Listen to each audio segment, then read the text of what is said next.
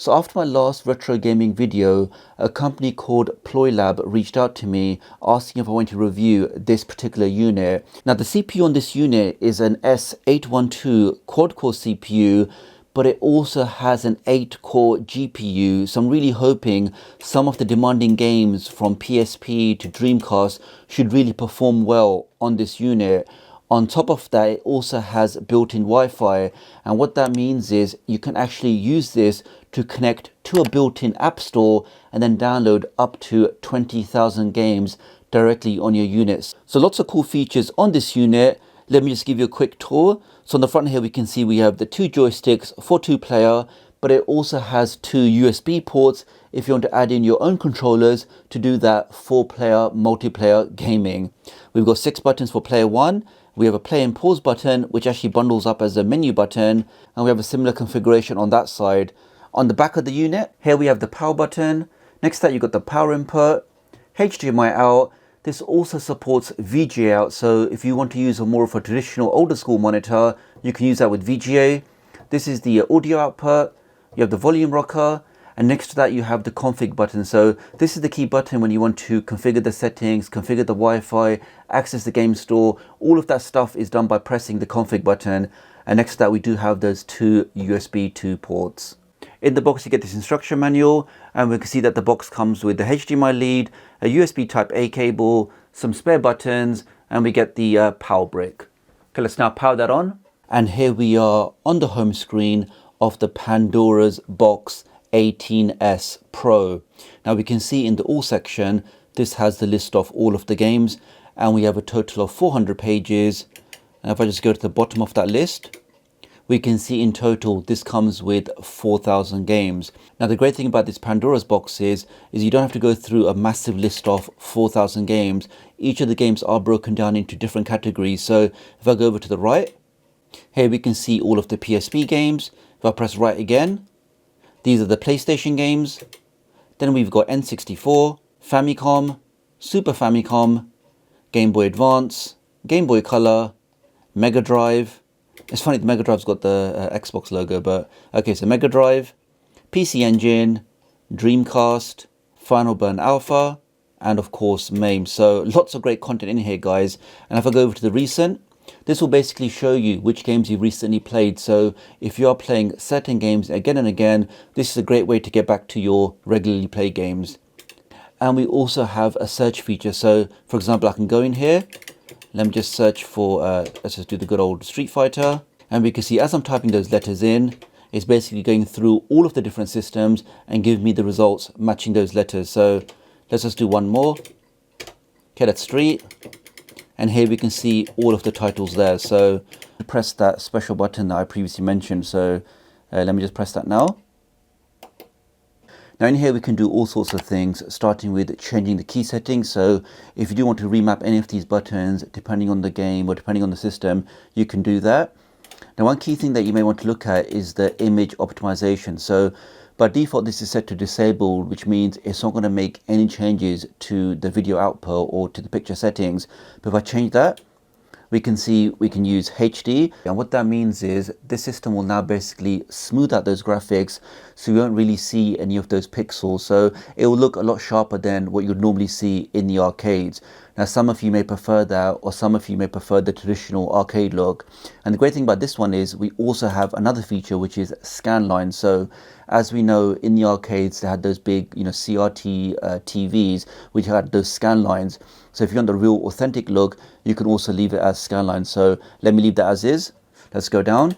Now the Pandora'S box 18S also has built-in Wi-Fi. So once configured, you can actually access the game market. So let me do that now. And this apparently has more than 20,000 games that you can download across all of the different systems. And you can basically search for the games through different categories. You can obviously use search. And then here you'll see the stuff that you're downloading. So if I go to category, and let's just say I'm looking for some new PSP games. Let's click on that. This will then show you all of those games from PSP. And we can see there's a total of 676 games in the library. And for example, if I go to, let's find something a bit small, Bomberman, let's click on that. Here we can see it's actually telling me that I want to start the game, which means that application or that game is already downloaded on my Pandora's box. But if I find a different one, here we go, Heat Seeker, wherever that is. So let's click on that. And we can see on this one, it's actually asking me, do you want to install it? So if I click on that, this will then download that game from the game store and then install it onto the micro SD card. And you can also see the charts here. So for example, if I want to see what's most downloaded, I can click on that. And here we can see all of the popular games that are currently being downloaded. So that's the game store. Let's back out of that. And inside the game settings, you can do things like adjust the difficulty. So if you do find that some of those arcade games or some of those games are just too difficult to play, you can actually go in there and actually turn the difficulty down. But let's leave the defaults as is. Let's back out of that. And let me now show you one of the games with the scan lines enabled. So let's find an arcade game. So let me go to category, and there you can just see the scan lines there, guys, just to give you that authentic arcade feel. Okay, let's see what I can do with this one.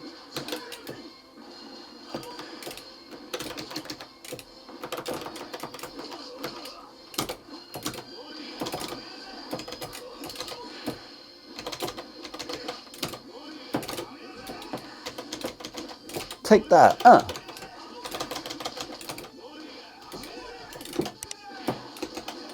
Okay, when you want to finish the game, you can press and hold the play button. And we now have this menu here. Now, one of the key things about the Pandora's Box 18S Pro is the fact that you can actually save the state. So wherever you are playing, you can press the C button to save the state. And that means the next time you want to play, instead of starting that game from the beginning, you can actually go back to exactly where you are. So let's just check where we are. So we're 17 seconds left. Let's just do C to save the state. That's now done. Let me now exit the game. Let's press the B button to exit. Now the next time I want to play that game, I can go back into that. And as soon as the game loads, I can press the play button again, or press and hold the play button. And I'm now going to select load state. So that should take me back to exactly where we were. So let's try that now. And we can see it's done exactly that. So that really is a great feature of this Pandora's box. So that's what the scan lines look like. So I'm now going to enable the HD, and let's try some other games. Let's try some N64, as we know that normally is quite difficult to emulate. All right, here we are.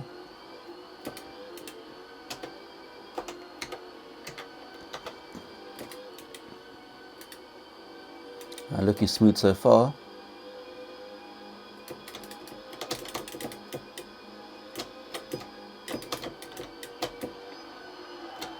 Okay, we've got a sharp turn coming. Let's see if I can do that critical break.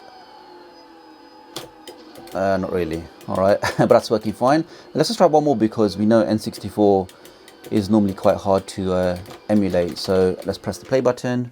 Okay, let's try this shooting game. Okay, let's take out some of these bad guys.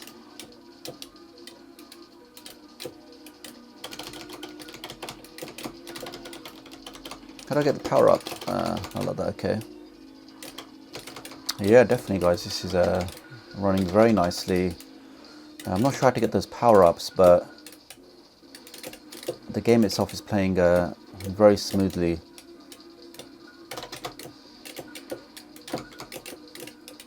Alright, so I'm definitely happy with the N64 emulation. Alright, let's back out of that. Alright, so here we are playing classic Street Fighter. Okay, this is some special modified one, because we can see these fireballs are doing funny movements. Can I do one in the sky? Yes, I can. This obviously you could never do on the standard version of Street Fighter, and we can see that guy just changed to Vega. And let's see if I can finish him off. Okay, it's changed again. Mega Drive. Okay, so Sunset Riders on Mega Drive. Looking good. Picking up some extra weapons.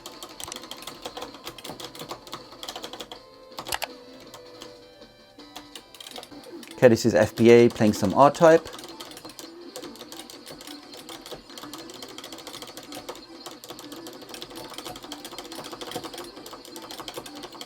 It's looking good.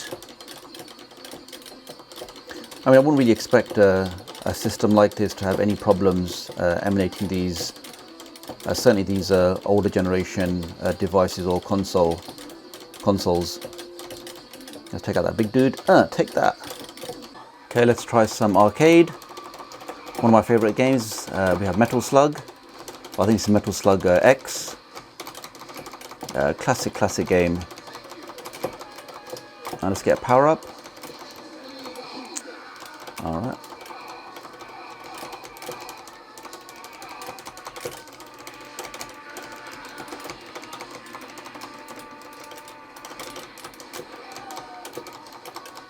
And it's just playing absolutely fine. No kind of lag, no kind of pausing. And tdoctoruk just dominating. All right, as soon as he says that, I just ate a bomb. But that's working fine. Okay, let's back out of that. Okay, so here we are with some PSP. Okay, looking good. And the question always is, do I know what I'm doing? And the quick answer to that is no. I'm just mashing these buttons and hoping something good comes out. And that's looking pretty good.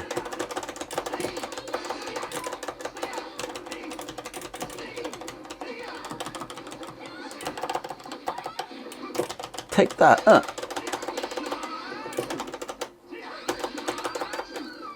We got perfect there. Okay, so this is now on Dreamcast.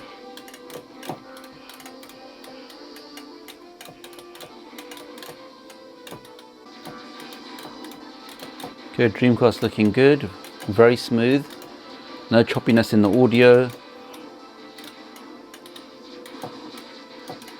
Okay, let's just do one more Dreamcast because obviously this is more demanding than some of the easier consoles. So here we are with Marvel vs. X-Men.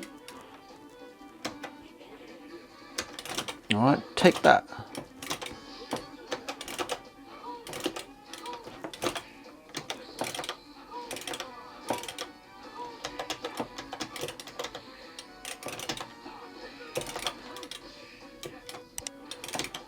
Okay, we got a Cyclops there.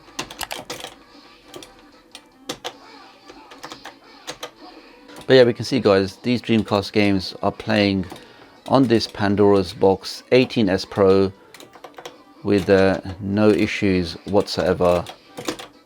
Okay, so wrapping this up, what do I think about the Pandora's box 3D 18S Pro? Well, on the positives, as we've seen, guys, we've got 4,000 games built in out of the box. So as soon as you get it, you don't have to mess about trying to find games or trying to find ROMs. Literally just plug in your HDMI cable and you can now enjoy all of those 4,000 games. On top of that, if you're not happy with the games built in, because this unit has the built-in Wi-Fi, you can access that very large library of up to 20,000 games and install whichever game that you like. So I think just having that flexibility where you can download even more games, I think that's a big plus point of this box. I also like the build quality, so this is actually made very well. The joysticks have a very nice sort of tactile feel to them, and the buttons are also fairly responsive. So pretty much what you'd see on a typical arcade machine. I also like these multicolor kind of RGB lights. Just makes the whole thing a pleasure to use. And you also have the built-in USB port. So if you do want to add in some extra controllers and play some 4-player gaming, you can also do that. The only real negative for me, guys, is just the fact that I don't think it's priced competitively. I mean, yes, it's got very good build quality. I like all of the games and the settings and everything else, but I think maybe if it was more closer to the 250 mark, I think it would actually sell a lot more. But that's just my opinion, guys. I will leave a link in the video description and also the pinned comment, and also see if I can get you guys a discount code. So do have a look and let me know what you think, and I'll hopefully catch up with you guys real soon. Thanks.